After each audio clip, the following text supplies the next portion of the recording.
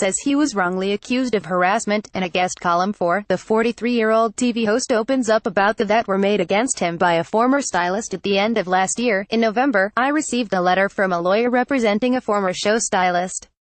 She claimed that I mistreated her more than a decade ago when we worked together, writes Seacrest, who the reckless allegations at the time the claims were made.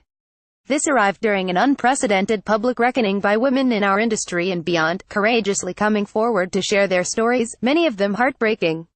These women sought to bring attention to the systemic gender inequality that has occurred for decades.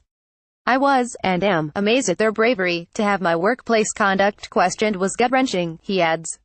I've always aimed to treat all of my colleagues with honesty, respect, kindness and compassion. Yet, I knew, regardless of the confidence I had, that there was no merit to the allegations. My name would likely soon appear on the lists of those suspected of despicable words and deeds.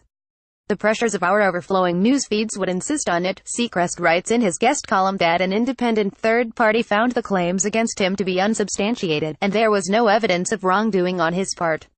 He says he hopes to use his radio, TV and social media platforms as powerful conduits for change, focusing on the importance of making sure everyone, the public, private and public institutions, accusers and alleged accused, is given the opportunity for a swift and fair review. We all have the right to be treated equally, regardless of our gender, race, faith, ethnicity, UAL orientation, gender identity or other status, he explains.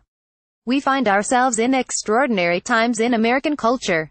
We live with near constant change, disruption and public discourse.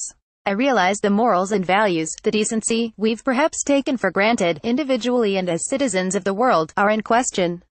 Worse, at risk. I do not take these things for granted. Hear more on the allegations made against other Hollywood stars, like, and, in the video below. Related content.